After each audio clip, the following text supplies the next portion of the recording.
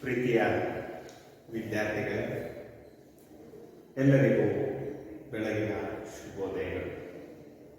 ವಿದ್ಯಾರ್ಥಿಗಳೇ, ಇಂದು ನಾವು 10ನೇ ತರಗತಿ ಪಠ್ಯ ಪೂರಕ ಅಧ್ಯಯನ ಇದರಲ್ಲಿ 5ನೇ ಪಾಠ ಭಾಗ ಆಗಿರ್ತಕ್ಕಂತಹ ಜನಪದ ಒಗಟುಗಳು ಈ ಒಂದು ವಿಚಾರದ ಬಗ್ಗೆ ತಿಳಿದುಕೊಳ್ಳೋಣ. ಈ ಜಾನಪದ ಒಗಟುಗಳನ್ನ ಯಾವ ಕಾರಣಕ್ಕೋಸ್ಕರ ನಾವು ಕಲಿಯಬೇಕು, ಇವುಗಳು ಹೇಗೆ ಬಂದವು, ಇದರಿಂದ ನಮಗೆ ಏನು ಪ್ರಯೋಜನ, ಇವೆಲ್ಲವೂ ಕೂಡ ಮುಖ್ಯ ಆಗ್ತದೆ. ಜಾನಪದ ಒಗಟುಗಳು ಹೇಗೆ ಜಾನಪದ ಗೀತೆಗಳು ಬಂದವು, ಹಾಗೆ ಜನರ ಬಾಯಿಂದ ಬಾಯಿಗೆ ಇವು ವರ್ಗಾವಣೆ ಆಗ್ತಾ ಹೋಗುತ್ತೆ ಮೌಖಿಕವಾಗಿ. ಇಂದು ಈ ಒಗಟುಗಳ ಪರಿಚಯವೇ ಇಲ್ಲದಂತೆ ನಮ್ಮ ಮಕ್ಕಳು ಬರೀ ಕೇವಲ ತಂತ್ರಜ್ಞಾನದಲ್ಲಿ ಮೊಬೈಲ್, ಟಿವಿ, ಕಂಪ್ಯೂಟರ್ ಈ ರೀತಿಯಾಗಿ ಬದಲಾವಣೆ ಹೋಗ್ತಾ ಇದೆ. ನಮ್ಮ ಹಳೆಯ ಕಾಲದ ನಮ್ಮ ಗ್ರಾಮೀಣ ಜನರ ಈ ಕಲ್ಪನಾ ಶಕ್ತಿ ಮತ್ತು ಚಾತುರ್ಯತೆಯನ್ನು ಬಿಂಬಿಸುವಂತಹ ನಿದರ್ಶನವಾಗಿರ್ತಕ್ಕಂತಹ ಈ ಜಾನಪದ ಒಗಟುಗಳು ಇವತ್ತು ಮರೆಯಾಗ್ತಾ ಇದೆ. ಹಾಗಾಗಿ ಅವುಗಳ ಕಲಿಯೋದಕ್ಕೋಸ್ಕರ ಅವುಗಳನ್ನು ಈ ಜಾನಪದ ಒಗಟುಗಳ ಮೂಲಕ ವಿದ್ಯಾರ್ಥಿಗಳ ಕಲ್ಪನಾಶೀಲತೆ, ಕಲ್ಪಿಸ್ಕೊಳ್ತಕ್ಕಂಥದ್ದು, ಊಹಿಸಿಕೊಳ್ತಕ್ಕಂಥದ್ದು ಮತ್ತು ಆಲೋಚನಾ ಶಕ್ತಿಯನ್ನ ಹಾಗೂ ಸೃಜನಶೀಲತೆಯನ್ನ ವೃದ್ಧಿಸುವುದು ಈ ಜಾನಪದ ಒಗಟುಗಳ ಉದ್ದೇಶ ಆಗಿದೆ. ಈ ಜಾನಪದ ಬೆಳಗಿನ ಒಗಟುಗಳಲ್ಲಿ ಪ್ರಶ್ನೆಗಳನ್ನು ಕೇಳ್ತಾರೆ. ಆ ಪ್ರಶ್ನೆಗೆ ಉತ್ತರವನ್ನು ಹೇಳಿ ಮತ್ತು ಆ ಉತ್ತರ ಹೇಳಿದಂತಹ ವ್ಯಕ್ತಿ ಮತ್ತೊಂದು ಪ್ರಶ್ನೆಯನ್ನ ತನ್ನ ಎದುರಾಳಿಗೆ ಕೇಳ್ತಾರೆ. ಆ ವ್ಯಕ್ತಿ ಉತ್ತರವನ್ನು ಹೇಳಬೇಕು. ಅದು ಒಂದು ರೀತಿ ರಸಪ್ರಶ್ನೆಯ ರೀತಿಯಲ್ಲಿ ಇರ್ತಿತ್ತು ಅಂತಕ್ಕಂತಹ ವಿಚಾರವನ್ನು ನಾವು ತಿಳ್ಕೋಬಹುದು. ಇವತ್ತು ನಾವು ತಿಳಿದಿರ್ತಕ್ಕಂತಹ ಪದ್ಯದಲ್ಲೂ ಕೂಡ ಅದೇ ರೀತಿ ಎದುರಾಳಿಗೆ ಪ್ರಶ್ನೆಯನ್ನು ಕೇಳ್ತಕ್ಕಂಥದ್ದು, ಆ ಪ್ರಶ್ನೆಯನ್ನು ಕೇಳಿ ಉತ್ತರವನ್ನು ಪಡೆತಕ್ಕಂಥದ್ದು, ಈ ಕ್ರಮ ಮತ್ತೆ ವೈಶಿಷ್ಟ್ಯವನ್ನ ನಾವು ಈ ಒಗಟುಗಳಲ್ಲಿ ಕಾಣಬಹುದಾಗಿದೆ. ಒಂದು ಇದು ಸ್ಪರ್ಧಾತ್ಮಕ ಮನೋಭಾವವನ್ನು ಬೆಳೆಸಲಿಕ್ಕೆ ಸಹಕಾರಿಯಾಗುತ್ತದೆ ಅಂತಕ್ಕಂತಹ ವಿಚಾರವನ್ನು ತಿಳ್ಕೋಬಹುದು ವಿದ್ಯಾರ್ಥಿಗಳು. ಹೆಚ್ಚು ಹೆಚ್ಚು ಒಗಟುಗಳನ್ನು ಬಿಡಿಸೋದ್ರಿಂದ, ಸಮಸ್ಯೆಗಳನ್ನು ಪರಿಹರಿಸೋದ್ರಿಂದ ಈ ಒಗಟುಗಳ ಬಿಡಿಸುವಿಕೆಯನ್ನ ಕಂಡುಕೊಳ್ಳಬಹುದು. ಇದು ಒಂದು ಬುದ್ಧಿ ಕೌಶಲ್ಯವನ್ನ ಬೆಳೆಸುತ್ತದೆ. ಮಕ್ಕಳೇ, ನಿಮಗೆ ಇಷ್ಟು ವಿಚಾರವನ್ನು ಇಟ್ಕೊಂಡು ಈ ಒಗಟುಗಳನ್ನು ಕಲಿಯಲಿಕ್ಕೆ, ಅಭ್ಯಾಸ ಮಾಡಲಿಕ್ಕೆ 10ನೇ ತರಗತಿ ಪಠ್ಯಭಾಗದಲ್ಲಿ ನಿಮಗೆ ಇಟ್ಟಿದ್ದಾರೆ. ನಿಮಗೆ ಒಂದು ಪ್ರಶ್ನೆ ಕೇಳ್ತಾರೆ ಮಕ್ಕಳೇ. ಇದು 2 ಅಂಕದ ಪ್ರಶ್ನೆ ಒಂದು ಬಾರಿ ಬರುತ್ತೆ. ಒಗಟುಗಳಿಂದ ಶೈಕ್ಷಣಿಕವಾಗಿ ಏನು ಲಾಭ, ನೀವಿದೆಲ್ಲ ಬರೀಬೇಕಾಗ್ತದೆ ಮಕ್ಕಳೇ. ಇನ್ನೊಂದು ಬಾರಿ ಹೇಳ್ತೀನಿ, ಕೇಳಿಸ್ಕೊಳ್ಳಿ ಮಕ್ಕಳೇ. ಒಗಟುಗಳಿಂದ ಶೈಕ್ಷಣಿಕವಾಗಿ ಆಗುವಂತಹ ಲಾಭ ಏನು? ಒಗಟುಗಳು ಜಾನಪದ ಗ್ರಾಮೀಣ ಜನರ ಕಲ್ಪನಾ ಚಾತುರ್ಯತೆಯ ನಿದರ್ಶನವಾಗಿದ್ದು, ಅವುಗಳ ಮೂಲಕ ವಿದ್ಯಾರ್ಥಿಗಳ ಕಲ್ಪನಾಶೀಲತೆ, ಆಲೋಚನಾ ಶಕ್ತಿ, ಸೃಜನಶೀಲತೆಯನ್ನು ವೃದ್ಧಿಸುತ್ತದೆ. ಜಾನಪದ ಬೆಳಗಿನ ಒಗಟುಗಳಲ್ಲಿ ಪ್ರಶ್ನೆಗೆ ಉತ್ತರಗಳನ್ನ ಮತ್ತು ಪದ್ಯದಲ್ಲಿರುವ ಎದುರಾಳಿಗೆ ಮತ್ತೊಂದು ಒಗಟನ್ನ ಒಡ್ಡುವ ಕ್ರಮ ವೈಶಿಷ್ಟ್ಯವಾಗಿದ್ದು ಸ್ಪರ್ಧಾತ್ಮಕ ಮನೋಭಾವವನ್ನು ಬೆಳೆಸಲು ಸಹಕಾರಿಯಾಗಿದೆ ಹಾಗೂ ವಿದ್ಯಾರ್ಥಿಗಳು ಹೆಚ್ಚು ಹೆಚ್ಚು ಒಗಟುಗಳನ್ನು ಬಿಡಿಸೋದ್ರಿಂದ, ಸಮಸ್ಯೆಗಳನ್ನು ಪರಿಹರಿಸೋದ್ರಿಂದ ಇವರಿಗೆ ಬುದ್ಧಿ ಕೌಶಲ್ಯ ಬೆಳೀತದೆ. ಬುದ್ಧಿಯನ್ನ ಅಥವಾ ತಮ್ಮ ಬುದ್ಧಿಶಕ್ತಿಯನ್ನು ಹೆಚ್ಚಿಸಿಕೊಳ್ಳೋದಕ್ಕೆ ಹೆಚ್ಚು ಉಪಯೋಗಕಾರಿ ಆಗ್ತದೆ ಅಂತಕ್ಕಂಥ ವಿಚಾರವನ್ನು ನಿಮಗೆ ಹೇಳ್ತಾ, ನಿಮಗೆ ನೀಡಿರ್ತಕ್ಕಂತಹ ವಚನಗಳ ಮತ್ತು ಒಗಟುಗಳ ವಿವರಣೆ, ಅದನ್ನು ಹೇಗೆ ಪರಿಹರಿಸಿದ್ದಾರೆ ಅಂತಕ್ಕಂತಹ ವಿಚಾರವನ್ನು ಇವತ್ತು ತಿಳಿದುಕೊಳ್ಳೋಣ. ಜಾನಪದ ಬೆಳಗಿನ ಒಗಟುಗಳಲ್ಲಿ ಪ್ರಶ್ನೆಗೆ ಉತ್ತರಿಸುವ ಮತ್ತು ಪದ್ಯದಲ್ಲಿಯೇ ಎದುರಾಳಿಗೆ ಮತ್ತೊಂದು ಒಗಟನ್ನು ಒಡ್ಡುವ ಕ್ರಮ ವೈಶಿಷ್ಟ್ಯವಾಗಿರುವುದು ಕೊಟ್ಟಿರುವ ಉದಾಹರಣೆಗಳಿಂದ ಇದನ್ನು ಆಸ್ವಾದಿಸಬಹುದಾಗಿದೆ. ಅಂತ ಆಗ್ತಿದ್ರೆ ಮಕ್ಕಳೇ, ನೀವು ಹೇಗೆ ಈ ಪ್ರಶ್ನೆಯನ್ನು ಕೇಳ್ತಾರೆ, ಆ ಪ್ರಶ್ನೆಗೆ ಎದುರಾಳಿ ಹೇಗೆ ಉತ್ತರವನ್ನು ನೀಡ್ತಾರೆ, ಅದೇ ರೀತಿ ಮತ್ತೆ ಆ ಎದುರಾಳಿ ಹೇಗೆ ಉತ್ತರವನ್ನು ಕೊಟ್ಟು ಮತ್ತೊಂದು ಪ್ರಶ್ನೆಯನ್ನು ಕೇಳ್ತಾನೆ, ಎಲ್ಲವನ್ನ ಈ ಒಂದು ಪದ್ಯಗಳಲ್ಲಿ ನಾವು ಆಸ್ವಾದಿಸ್ಬೋದು ಮತ್ತೆ ಕಲಿಬಹುದು. ಕಲಿತು ಇವುಗಳ ಇನ್ನೂ ಅನೇಕ ಒಗಟುಗಳನ್ನು ನೀವು ಹೊಸದಾಗಿ ಬೇಕಾದರೂ ರಚನೆಯನ್ನ ಮಾಡಬಹುದು ಮಕ್ಕಳೇ. ಇಲ್ಲಿ ನೋಡಿ ಎಷ್ಟು ಚೆನ್ನಾಗಿದೆ ಮೊದಲನೇ ಒಗಟು ಮಕ್ಕಳೇ. ಒಗಟು ಒಂದು.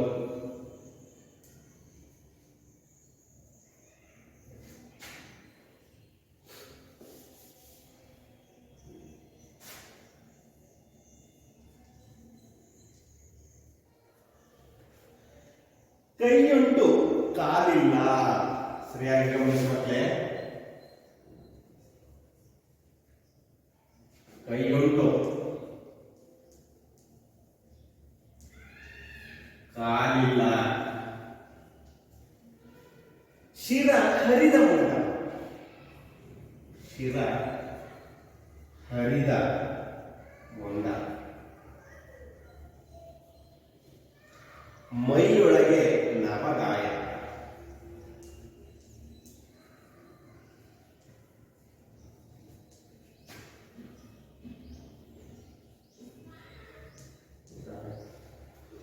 ಒಂಬತ್ತು ತುಂಡ.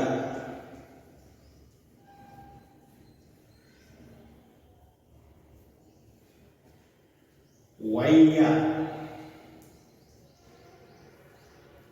ನೊಯ್ಯನೆ. ವಯ್ಯ ನೊಯ್ಯನೆ. ಬಂದು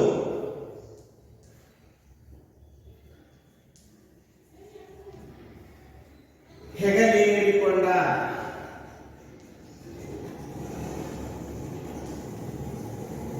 ರಾಯ. ರಾಯನಿಗೆಲ್ಲ ತಾನೇ ಪ್ರಚಂಡ.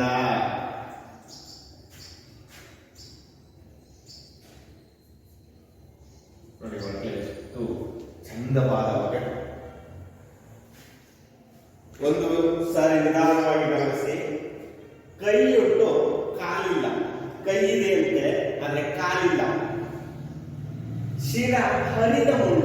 ಶಿರ ಇಲ್ಲದೆ ಇರತಕ್ಕಂತಹ ಮುಂಡ. ಮುಂಡ ಅಂದ್ರೆ ರುಂಡ, ಮುಂಡ, ಕೈ, ಕಾಲು ಅಂತ ಹೇಳ್ತೀವಿ, ಹೊಟ್ಟೆಯ ಭಾಗ. ಶಿರ ಹರಿದ ಮುಂಡ. ಮುಂಡ ಅಂದ್ರೆ ಹೊಟ್ಟೆ ಭಾಗ.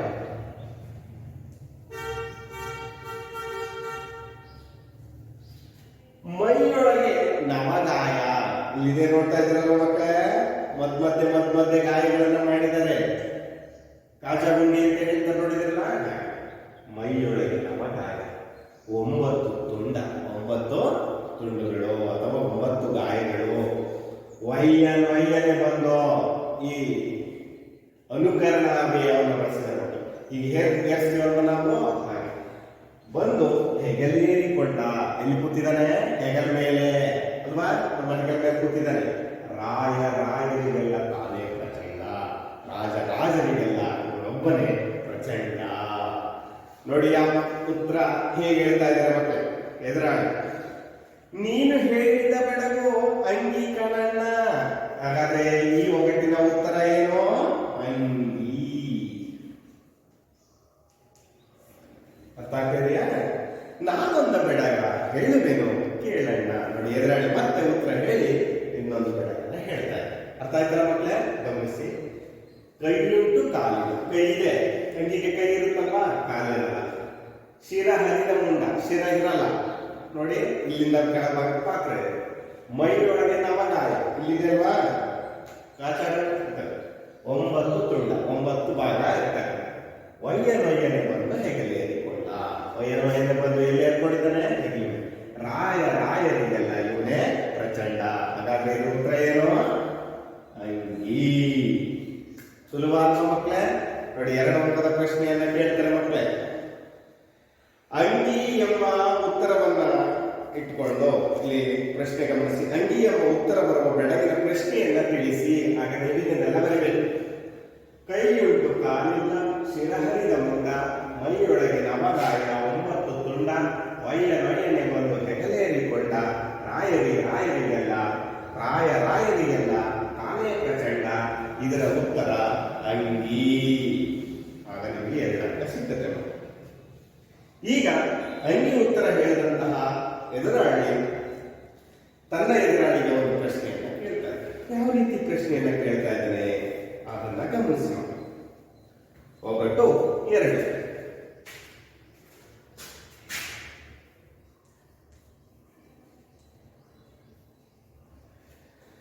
ನೀರಲ್ಲೇ ಹುಟ್ಟೋದು, ನೀರಲ್ಲೇ ಬೆಳೆಯೋದು, ನೀರು ತಾಕಿದರೆ ಮಠಮಾಯ, ಕನ್ನಡದ ಬೆಳಗಿನ ಜಾಣೆ ತಿಳಿದೇಳೆ. ನೋಡಿ ಮಕ್ಕಳೇ ಗಮನಿಸಿ, ಇದು ನೀರಲ್ಲೇ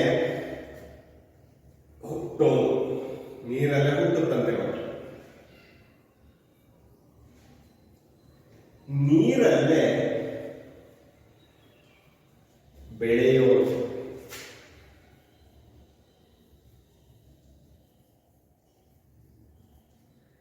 ನೀರು ತಾಕಿದರೆ ಮಠಮಾಯ.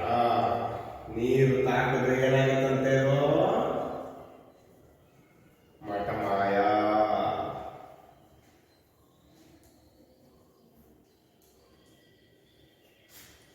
ಕನ್ನಡದ ಬೆಳಗಿನ ಜಾಣೆ ತಿಳಿದೇಳೆ. ನೋಡಿ ಒಗಟೆ 2. ನೀರಲ್ಲಿ ಹುಟ್ಟೋದು, ನೀರಲ್ಲಿ ಬೆಳೆಯೋದು, ನೀರು ತಾಕಿದರೆ ಮಠಮಾಯ, ಕನ್ನಡದ ಬೆಳಗಿನ ಜಾಣೆ, ಕನ್ನಡದ ಒಗಟಿನ ಜಾಣೆ, ಕನ್ನಡವನ್ನ ಚೆನ್ನಾಗಿ ಬಲ್ಲವಳೆ ತಿಳಿದೇಳು. ಇದರಿಂದ ಅರ್ಥವನ್ನ ನನಗೆ ಹೇಳು. ಅದಕ್ಕೆ ಉತ್ತರವನ್ನ ಹೇಳ್ತಾ ಇದೆ ಮಕ್ಕಳೇ. ಕನ್ನಡವ ಹೇಳಲಿಕ್ಕೆ ಇನ್ನಾವ ಸೋಜಿಗವೋ. ನೋಡಿ ಎಷ್ಟು ಚೆನ್ನಾಗಿ. ಪನ್ನಂದಾರ ಶಿವಬಲ್ಲ. ಇಲ್ಲಿ ಒಂದು ಪದವನ್ನ ಗಮನಿಸಿ ಮಕ್ಕಳೇ. ಪನ್ನಂದಾರ,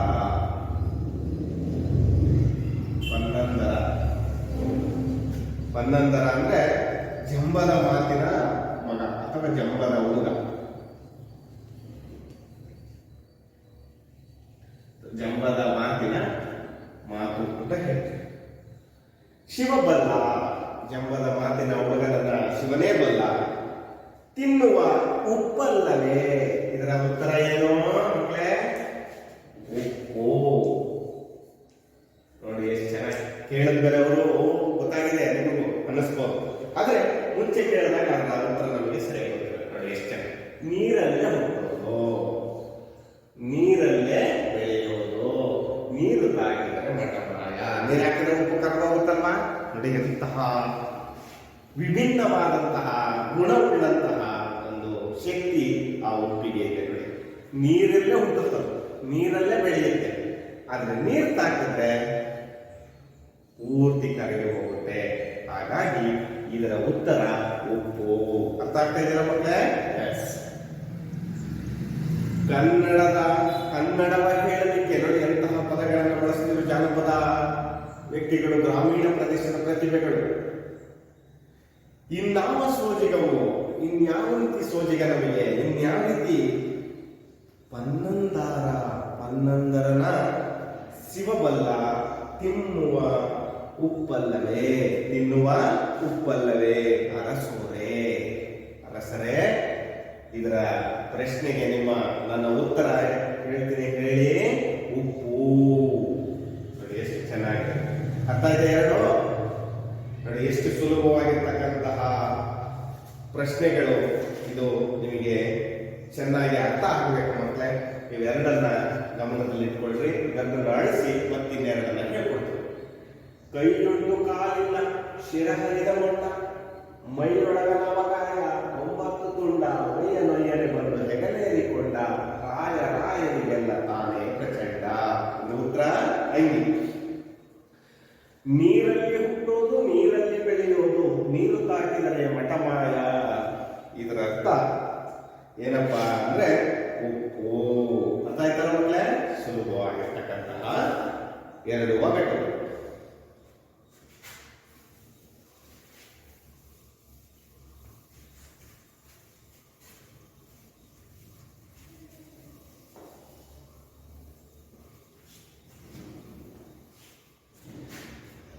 ಮೂರನೇ ಒಗಟನ್ನ ಗಮನಿಸಿ ಮಕ್ಕಳೇ.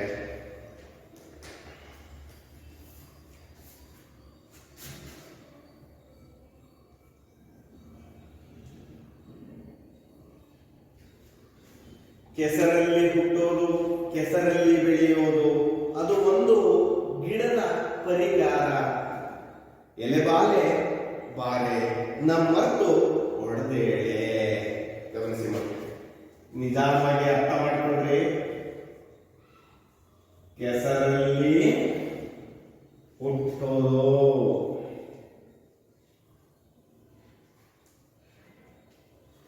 ಕೆಸರಲ್ಲಿ ಬೆಳೆಯೋದು,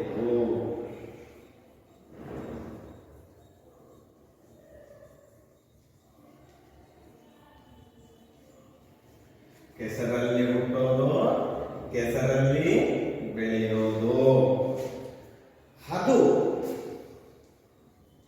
ಒಂದು ಗಿಡದ ಪರಿಕರ.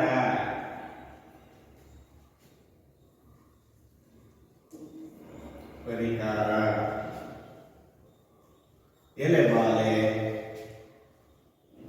ಬಾರೆ ನಿಮ್ಮರ್ಥ ನಮ್ಮರ್ಥ ಹೊಡೆದೇಳು.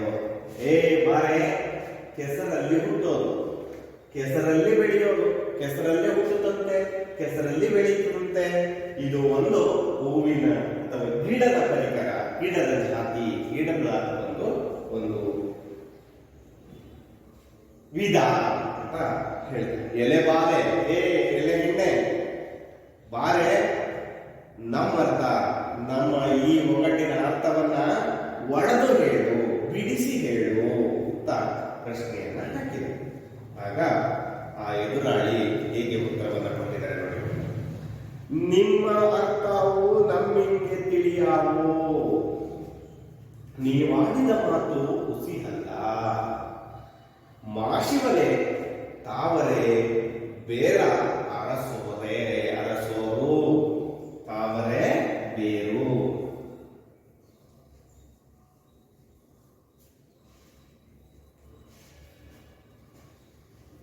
ಎಷ್ಟು ಚೆನ್ನಾಗಿ ಗಂಡ ಹೆಂಡತಿಯ ನಡುವೆ ನಡೀತಿರ್ತಕ್ಕಂತಹ ಒಗಟಿನ ರೀತಿಯಲ್ಲಿ ಕಾಣಿಸ್ತದೆ ಮಕ್ಕಳೇ. ಕೆಸರಲ್ಲಿ ಹುಟ್ಟು ಕೆಸರಲ್ಲಿ ಬೆಳೆಯುತ್ತೆ, ಕೆಸರಿನಲ್ಲಿ ಹುಟ್ಟುತ್ತೆ. ನಿಮಗೆ ಗೊತ್ತಿರಬೇಕು ಮಕ್ಕಳೇ, ಈ ತಾವರೆ ಹೂವಿಗೆ ಕೆಸರು ಅಂದ್ರೆ ಇಷ್ಟ. ಹಾಗಾಗಿ ಅದು ಒಂದು ಗಿಡ, ಹೂವಿನ ಗಿಡ, ಅದು ಒಂದು ಜಾತಿಯ ಹೂವಿನ ಗಿಡ, ಒಂದು ಗಿಡ ಪ್ರಕಾರ. ಹಾಗಾಗಿ ಅದರ ಪುತ್ರ ಏನೋ ತಾವರೆಯ ಬೇರು ಅಥವಾ ತಾವರೆಯ ಗಿಡ. ನೋಡಿ ಎಷ್ಟು ಚೆನ್ನಾಗಿದೆ. ನಿಮ್ಮ ಅರ್ಥವು ನಮ್ಮಿಂಗೆ ತಿಳಿಯಾವು, ನೀವು ಹೇಳಿದಂತಹ ಒಗಟಿನ ಅರ್ಥವು ನಮಗೆ ತಿಳಿದಿದೆ. ನೀವಾಡಿದ ಮಾತು ಹುಸಿಯಲ್ಲ, ನೀವು ಮಾಡಿದ ಮಾತು ಸುಳ್ಳಲ್ವೇ ಅಲ್ಲ. ಮಾ ಶಿವನೇ, ಶಿವನೇ ತಾವರೆ ಬೇರ, ತಾವರೆಯ ಬೇರು ಅಥವಾ ತಾವರೆ ಬೇರ. ಅರಸೋರೆ, ಅರಸೆ, ನೀವು ಕೇಳಿದಂತಹ ಪ್ರಶ್ನೆಗೆ ಉತ್ತರ ತಾವರೆ ಬೇರು ಅಥವಾ ತಾವರೆಯ ಗಿಡ. ಎಷ್ಟು ಚೆನ್ನಾಗಿದೆ ಅಲ್ವಾ ಮಕ್ಕಳೇ? ನೋಡಿ ಎಷ್ಟು ಚೆನ್ನಾಗಿದೆ. ಒಗಟು 4 ಬನ್ನಿ ಒಂದು.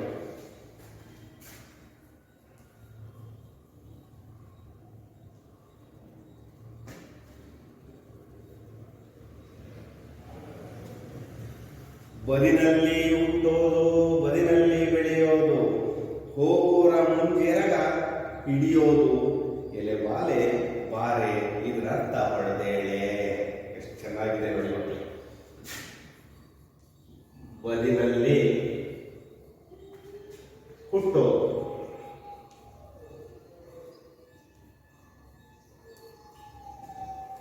ಬದಿನಲ್ಲಿ ಬೆಳೆಯೋದು.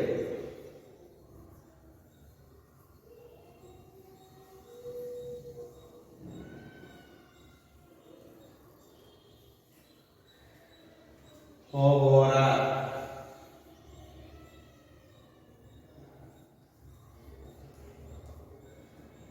ಮುಂಜಾನೆ.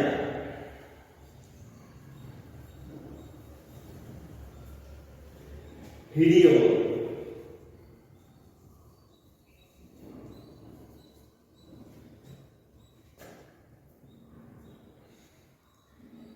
ಎಲೆಬಾಲೆ. ಬಾರೆ.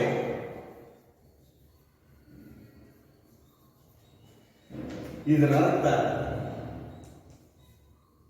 ಹೊಡೆದೇಳೆ.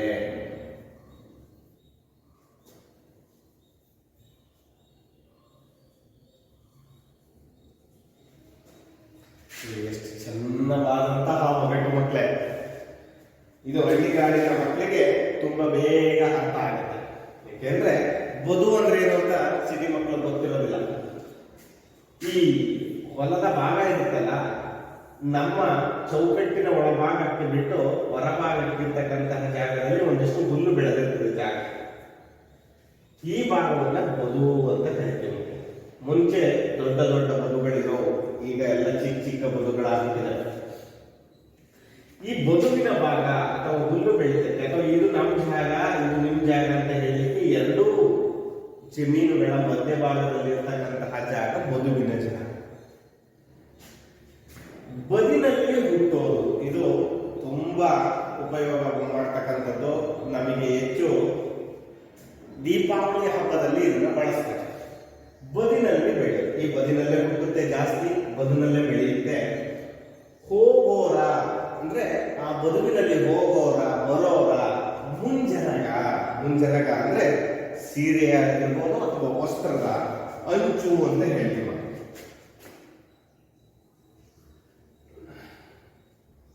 ಮುಂಜನಗ ಅಂದ್ರೆ ಮಕ್ಕಳೇ ಇಷ್ಟೇ, ಸೀರೆ ಇರ್ಬೋದು ಅಥವಾ ವಸ್ತ್ರ.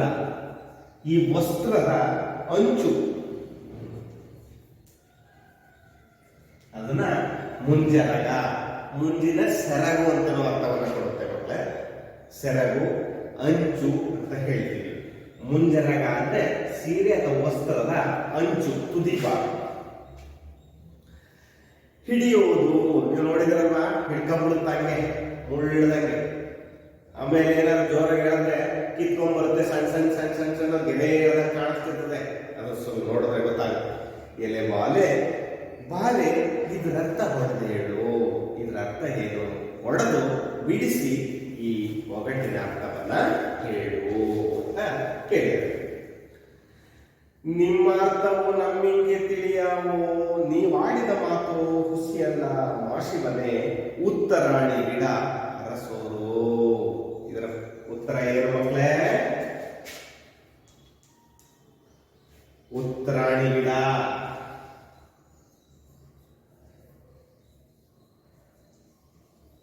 ನಾವು ಉತ್ತರಾಣಿ ಕಡ್ಡಿ ಅಂತ ಹೇಳ್ತೀವಲ್ವಾ, ನಾವು ಉತ್ತರಾಣಿ ಕಡ್ಡಿ ಬಿಡ್ತಕ್ಕಂತಹ ಒಂದು ಗಿಡ ಉತ್ತರಾಣಿ ಗಿಡ.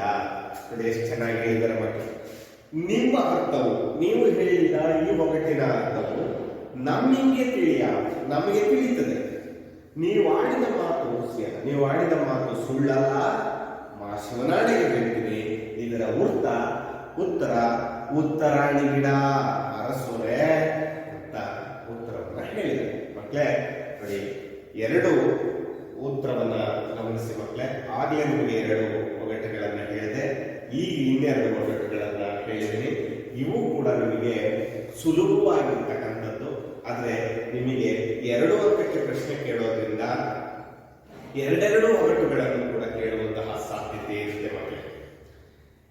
ಕೆಸರಿಗೂ ಕಮಲಕ್ಕೂ ಇರುವ ಸಂಬಂಧವನ್ನ ಒಗಟು ಹೇಗೆ ವಿಸ್ತರಿಸುತ್ತದೆ ಅಂತ ಕೇಳಿದಾಗ ನೀವು ಇದನ್ನ ಬರೀಬೇಕಾಗ್ತದೆ ಮಕ್ಕಳೇ. ಕೆಸರಿನಲ್ಲಿ ಹುಟ್ಟೋದು, ಕೆಸರಿನಲ್ಲಿ ಬೆಳೆಯುವುದು, ಅದು ಒಂದು ಗಿಡದ ಪರಿಕರ ಯಾವುದಪ್ಪ ಅಂದ್ರೆ ತಾವರೆಯ ಬೇರು ಅಂತಕ್ಕಂತಹ ಉತ್ತರವನ್ನ ಕೇಳಿದೆ. ಹಾಗೆ ಮೊದಲು ಕೇಳಿದಂತಹ ಉಪ್ಪಿನ ವಿಶೇಷತೆಯನ್ನು ಒಟ್ಟಿನಲ್ಲಿ ಹೇಗೆ ವ್ಯಕ್ತಪಡಿಸಲಾಗಿದೆ? ನೀರಲ್ಲಿ ಹುಟ್ಟೋದು, ನೀರಲ್ಲಿ ಬೆಳೆಯೋದು, ನೀರು ತಾಕಿದರೆ ಮಠಮಾಯ ಆಗುತ್ತೆ, ಹಾಗಾಗಿ ಅದರ ಉತ್ತರ ಉಪ್ಪಾಗುತ್ತೆ. ಹಾಗಾಗಿ ಉಪ್ಪಿನ ವಿಶೇಷತೆಯನ್ನ ನಾವು ಅಲ್ಲಿ ತಿಳಿಸ್ಬೋದು. ಹಾಗೆಯೇ ಹೊಲದಲ್ಲಿ ಹುಟ್ಟುವ ಉತ್ತರಾಣಿ ಕಡ್ಡಿ ಅಥವಾ ಉತ್ತರಾಣಿ ಗಿಡದ ಬಗ್ಗೆ ವಿಸ್ತರಣೆ ಮಾಡಿ ಹೇಳಿ ಅಂತ ಕೇಳಬಹುದು. ಆಗ ನೀವು ಇದು ಬರೀಬೇಕಾಗುತ್ತೆ. ಬದಿನಲ್ಲಿ ಹುಟ್ಟೋದು, ಬದಿನಲ್ಲಿ ಬೆಳೆಯೋದು, ಹೋಗೋರ ಮುಂಜೆರಗ ಹಿಡಿಯೋದು, ಎಲೆಬಾಲೆ ಬಾರೆ, ಇದರ ಅರ್ಥ ಹೊಡೆದೇಳು. ಅದರ ಅರ್ಥವೇ ಉತ್ತರಾಣಿ ಕಡ್ಡಿ. ಬದಿನಲ್ಲಿ ಹುಟ್ಟುತ್ತೆ, ಬದಿನಲ್ಲಿ ಬೆಳೆಯುತ್ತೆ, ಅಲ್ಲಿ ಓಡಾಡ್ತಕ್ಕಂಥವರ ಮುಂಜೆರಗನ್ನ, ಸೀರೆ ವಸ್ತ್ರದ ಅಂಚನ್ನ ಹಿಡಿದುಕೊಳ್ಳುತ್ತೆ. ಅದರ ಅರ್ಥ ಏನಪ್ಪಾ ಅಂದ್ರೆ ಉತ್ತರಾಣಿ ಕಡ್ಡಿ. ಅರ್ಥ ಆಯ್ತಲ್ಲ ಮಕ್ಕಳೇ? ಎಸ್. ಮುಂದೋಗೋಣ.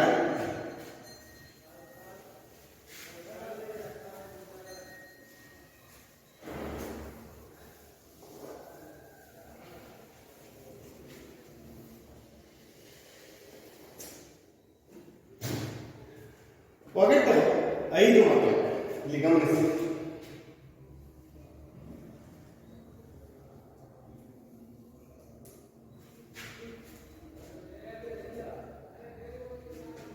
ಹೊಲದಲ್ಲಿ ಹುಟ್ಟೋದು, ಹೊಲದಲ್ಲಿ ಬೆಳೆಯೋದು, ಉಳುವಾನ ಕಂಡು ನಗುವುದು, ಎಲೆಬಾಲೆ ಬಾರೆ, ನಮ್ಮ ಅರ್ಥ ಹೊಡೆದೇಳು. ನೋಡಿ, ಇದು ಗಮನಿಸಿ ಮಕ್ಕಳೇ. ಹೊಲದಲ್ಲಿ, ಇದು ಹೊಲದಲ್ಲಿ ಕೆಲಸ ಮಾಡಿದವರು ಮಾತ್ರ ಗೊತ್ತಾಗುತ್ತೆ ಹುಟ್ಟೋದು.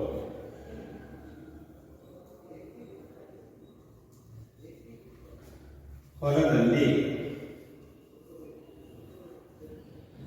ಬೆಳೆಯೋದು,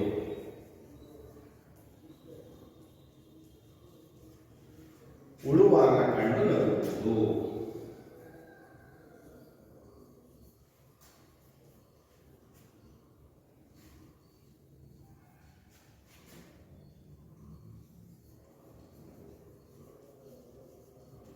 ನನಗೆ ಗೊತ್ತ ಮಕ್ಕಳಿದ್ದು ಅಲ್ಲಿ ಮಕ್ಕಳು ಗೊತ್ತಿರುತ್ತೆ ಅಂತ ನಾನು ಭಾವಿಸ್ತೀನಿ.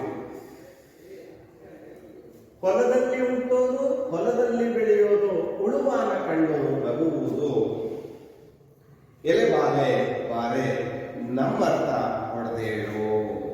ಹೊಲದಲ್ಲಿ ಹುಟ್ಟುತ್ತೆ, ಹೊಲದಲ್ಲಿ ಬೆಳೆಯುತ್ತೆ, ಉಳುವಾನ ಕಂಡು, ರೈತನನ್ನ ಕಂಡು ನಗ್ತದಂತೆ ಮಕ್ಕಳೇ. ಬಾಲೆ ಬಾರೆ, ಇದರ ಅರ್ಥ ಹೊಡೆದೇಳು. ಅದಕ್ಕೆ ಉತ್ತರವನ್ನು ಹೇಳ್ತಾರೆ ಎದುರಾಳಿ. ಕೇಳಿ ಮಕ್ಕಳೇ. ನಿಮ್ಮ ಅರ್ಥವು ನಮ್ಮಿಂಗೆ ತಿಳಿಯಾವು, ನೀ ಮಾಡಿದ ಮಾತು ಹುಸಿಯಲ್ಲ, ಮಾಶಿವನೇ ಗರಿಕೆ ಹುಲ್ಲು.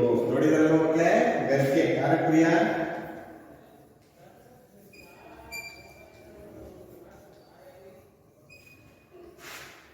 ವಿಘ್ನ ವಿನಾಶಕನಾಗಿರ್ತಕ್ಕಂತಹ ಗಣಪನಿಗೆ ಪ್ರಿಯವಾದ ಹುಲ್ಲು ಗರಿಕೆ.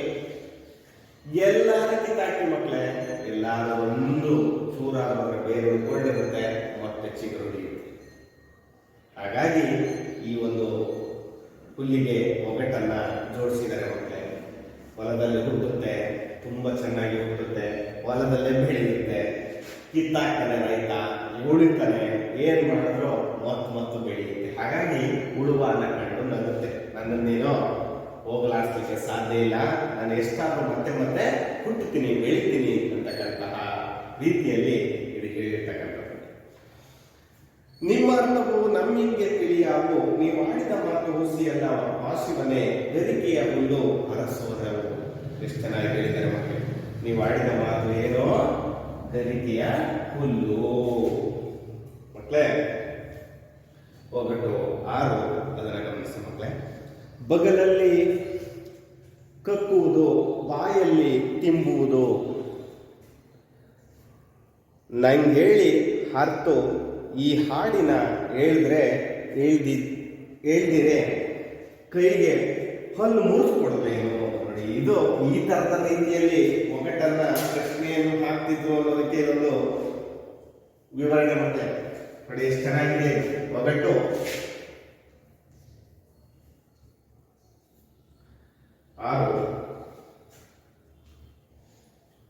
ಬಗಲಲ್ಲಿ ಕಕ್ಕುವುದು, ಇವತ್ತಿಲ್ಲ ಇದು ಇರ್ಲಿ. ಬಾಯಲ್ಲಿ ತಿನ್ನು.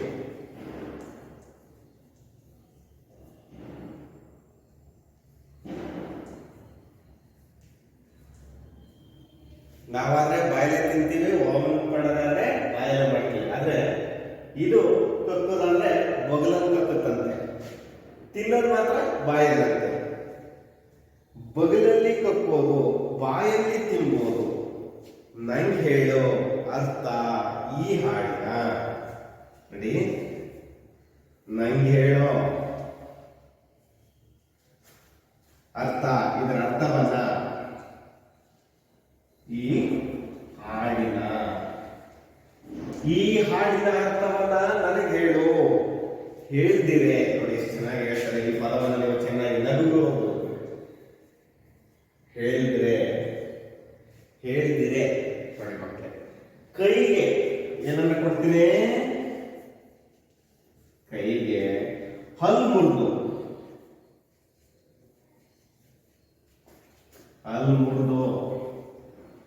ಕೊಡುವೇನೋ. ಏನಾದ್ರೂ ನೀವು ಒಗಟಿಗೆ ಉತ್ತರವನ್ನ ಹೇಳಿಲ್ಲ ಅಂದ್ರೆ ನಿನ್ಗ ಹಲ್ಲನ್ನ ಮುರಿದು ಕೈ ಕೊಡ್ತೀನಿ. ನೋಡಿ ಎಷ್ಟು ಚೆನ್ನಾಗಿ ಹೇಳಿದ್ರು. ಇಷ್ಟೇ ಮತ್ತೆ. ಬಗಲು ಅಂದ್ರೆ ಈ ಭಾಗವನ್ನ ಬಗಲು ಅಂತ ಹೇಳ್ತೀವಿ. ಸೊಂಟದ ಭಾಗ ಇದೆಯಲ್ಲ ಆ ಭಾಗ, ಮಧ್ಯ ಭಾಗ ಅಂತ ಹೇಳ್ತಾರೆ. ಕಕ್ಕುತ್ತೆ ಮಧ್ಯದಲ್ಲಿ ಅಥವಾ ಸೊಂಟ ಭಾಗದಲ್ಲಿ ಅಥವಾ ಮಧ್ಯದಲ್ಲಿ ಕಕ್ಕುತ್ತೆ. ಬಾಯಲ್ಲಿ ತಿನ್ನುತ್ತೆ, ಬಾಯಲ್ಲಿ ತಿನ್ನುತ್ತೆ. ನಂಗೆ ಹೇಳಿ ಅರ್ಥ ಈ ಹಾಡಿನ ಅರ್ಥವನ್ನ ನನಗೆ ಹೇಳು. ಹೇಳ್ದಿದೆ ನೋಡಿ ಎಷ್ಟು ಚೆನ್ನಾಗಿ ಹೇಳ್ದಿದೆ. ಕೈಗೆ ಹಲ್ಲು ಮುರಿದು ಕೊಡುವೇನೋ, ನಿನ್ ಕೈಗೆ ಹಲ್ಲು ಮುರಿದು ಕೊಡ್ತೀನಿ ಅಂತ ಹೇಳ್ತಾರೆ. ಅದಕ್ಕೆ ಉತ್ತರ ಹೇಗಿದೆ ಗಮನಿಸಿ. ಕನ್ನಡದ ಹಾಡನ್ನು 12 ನಾ ಬಲ್ಲಿ. ಕನ್ನಡದ ಶಿವನ ಪದವು ಹಂಬಲ್ ಹಾಡು. ಬೀಸು ಕಲ್ಲಲ್ಲದೆ ಅರ್ಥುಂಟಾ. ನೋಡಿ ಅರ್ಥ ಮಕ್ಕಳು ಇಷ್ಟೇ, ಬೀಸುವ ಕಲ್ಲು.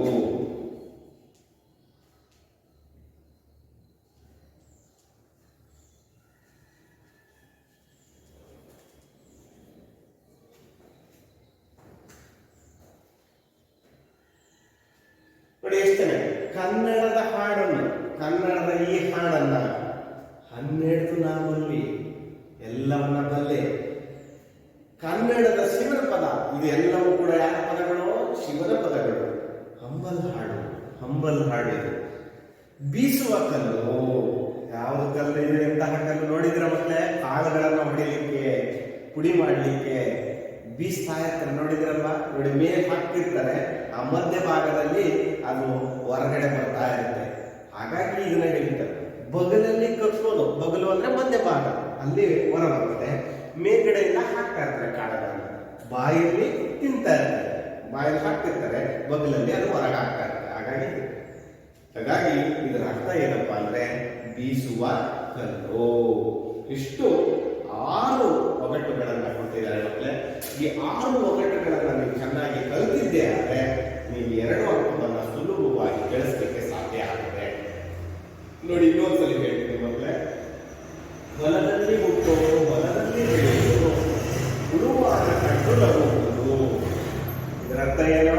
ಗರಿಕೆಯ ಹುಲ್ಲು. ನಿಮಗೆ ಪ್ರಶ್ನೆ ಕೇಳಬೇಕಾದ್ರೆ ಹೆಂಗೆ ಕೇಳ್ತಾರೆ ಮಕ್ಕಳೇ? ಹೊಲದಲ್ಲಿ ಹುಟ್ಟಿದ ಉತ್ತರಾಣಿ ಮತ್ತು ಗರಿಗೆ ಕೊಡುವ ತೊಂದರೆಗಳನ್ನು ಒಗಟುಗಳು ಹೇಗೆ ವಿಸ್ತರಿಸ್ತವೆ ಅಥವಾ ಹೇಗೆ ವಿವರಿಸ್ತವೆ ಅಂತ ಹೇಳಿ ನಾನು ಹಾಗೆ ಹೇಳಿದ್ದೆ. ಬದುನಲ್ಲಿ ಬರ್ತಕ್ಕಂತಹ ಆ ಒಂದು ಉತ್ತರಾಣಿ ಕಡ್ಡಿ ಹೇಗೆ ತೊಂದರೆ ಕೊಡುತ್ತೆ, ಇದು ಕೂಡ ಗರಿಕೆ ಒಂದು ಹಾಗೆ ರೈತರಿಗೆ ತೊಂದರೆ ಕೊಡ್ತಕ್ಕಂತಹ 2 ವಸ್ತುಗಳು ಅಥವಾ 2 ಸಸ್ಯಗಳು. ಉತ್ತರಾಣಿ ಕಡ್ಡಿ ಬರೋವಾಗ ಹಿಡ್ಕೊಳ್ಳುತ್ತೆ. ಇದು ಎಷ್ಟಲ್ಲಿ ಹುಟ್ಟು ಕಿತ್ತ ಹಾಕಿದ್ರು ಮತ್ತೆ ಹುಟ್ಟುತ್ತೆ. ಅಂದ್ರೆ ಬೇರೆ ಏನನ್ನ ಕೊಡ್ತಾ ಇದ್ದಾವೆ? ತೊಂದರೆ. ಹಾಗಾಗಿ ಈ ಪ್ರಶ್ನೆಯನ್ನ ಕೇಳ್ತಾರೆ ಮಕ್ಕಳೇ. ಹೊಲದಲ್ಲಿ ಹುಟ್ಟಿದ ಉತ್ತರಾಣಿ ಮತ್ತು ಗರಿಗೆ ಕೊಡುವ ತೊಂದರೆಗಳನ್ನ ಒಗಟುಗಳಲ್ಲಿ ಹೇಗೆ ವಿವರಿಸುತ್ತವೆ ಅಥವಾ ವಿವರಿಸಿದ್ದಾರೆ ಅಂತ ಕೇಳ್ತಾರೆ. ಹಾಗೆ ನೀವು 2 ಬರೀಬೇಕಾಗ್ತದೆ. ಬದುನಲ್ಲಿ ಹುಟ್ಟೋದು, ಬದುನಲ್ಲಿ ಬೆಳೆಯೋದು, ಹೋಗೋರ ಮುಂಜೇರ ಹಿಡಿಯೋದು ಎಲೆಬಾಲೆ. ಇದರ ಅರ್ಥ ಉತ್ತರಾಣಿ ಕಡ್ಡಿ. ಅದೇ ರೀತಿ ಹೊಲದಲ್ಲಿ ಹುಟ್ಟೋದು, ಹೊಲ ಹೊಲದಲ್ಲಿ ಬೆಳೆಯುವುದು, ಉಳುವಾಗ ಕಂಡು ನಗುವುದು ಯಾವುದೋ ಗರಿಕೆಯ ಹುಲ್ಲು. ಅದೇ ರೀತಿ ಕೊನೆಯ ಒಂದು ಒಗಟು, ಬಗಲಲ್ಲಿ ಕಪ್ಪುವುದು, ಬಾಯಲ್ಲಿ ತಿಂಬೋದು, ನಂಗೆ ಹೇಳಿದೆ ಅರ್ಥ ಈ ಹಾಡಿನ ಹೇಳ್ದಿರೆ ಕೈಗೆ ಕಲ್ಲು ಮುಟ್ಟು ಕೊಡ್ತೀನಿ ಅಂತ ಆ ಒಂದು ಎದುರಾಳಿಗೆ ಭಯವನ್ನು ಉಂಟು ಮಾಡುವಂತೆ ಕೇಳ್ತಕ್ಕಂತಹ ಪ್ರಶ್ನೆ ಮಾಡಿ. ಬಗಲಲ್ಲಿ ಅಂದ್ರೆ ಮಧ್ಯಭಾಗದಲ್ಲಿ ಕಕ್ಕುವುದು, ಬಾಯಲ್ಲಿ ತಿನ್ನುತ್ತೆ. ಏನಪ್ಪ ಇದು ಉತ್ತರ ಅಂದ್ರೆ ಬೀಸುವ ಕಲ್ಲು. ಇಷ್ಟು ಈ ಪಠ್ಯಪುಸ್ತಕ ರಚನಾ ಸಮಿತಿಯವರು ನಿಮಗೆ 6 ಒಗಟುಗಳನ್ನ ಇಟ್ಟಿದ್ದಾರೆ. ಈ 6 ಒಗಟುಗಳನ್ನ ಚೆನ್ನಾಗಿ ಅಭ್ಯಾಸ ಮಾಡಿ ಅಂತ ಹೇಳ್ತಾ ಇಲ್ಲಿಗೆ ಈ ಒಗಟುಗಳ ಗದ್ಯ ಭಾಗವನ್ನ ಮುಗಿಸ್ತಾ ಇದ್ದೀವಿ ಮಕ್ಕಳು. ಸಿಂಪಲ್ ಆಗಿ ಒಂದೆರಡು ಪ್ರಶ್ನೆಗಳನ್ನ ಕೇಳಿದ್ದೀನಿ ಮಕ್ಕಳೇ, ಅದಕ್ಕೆ ನೀವು ಉತ್ತರವನ್ನ ಕೊಡಬೇಕು. ಯಾಕೆಂದ್ರೆ ಎಷ್ಟು ಮಟ್ಟಿಗೆ ಅರ್ಥ ಆಯ್ತು ಅನ್ನೋದ್ರ ಬಗ್ಗೆ ನಾವು ತಿಳ್ಕೋಬೇಕಾಗುತ್ತೆ. ಕೈಯುಂಟು ಕಾಲಿಲ್ಲ, ಶಿರ ಹರಿದ ಮುಂಡ, ಮೈಯೊಳಗ ನವಗಾಯ 9 ತುಂಡ, ಒಯ್ಯನೊಯ್ಯನೆ ಬಂದು ಹೆಗಲೇರಿಕೊಂಡ, ರಾಯರ ಆಯರಿಗೆಲ್ಲ ಈತನೇ ಪ್ರಚಂಡ. ಇದರ ಉತ್ತರ ಏನು? ನಿಮಗೆ ಸುಲಭವಾಗಿ ಬರುತ್ತೆ. ಯಾಕೆಂದ್ರೆ ಹೆಣ್ಮಕ್ಳು ಹಾಕ್ತಕ್ಕಂತಹ ಒಂದು ವಸ್ತ್ರಗಳಲ್ಲಿ ಅದು ಕೂಡ ಒಂದು ಯಾವುದೋ ಅಂಗಿ.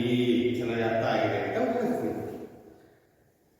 ಇದು ಒಂದು ಪ್ರಶ್ನೆ ಮಕ್ಕಳೇ.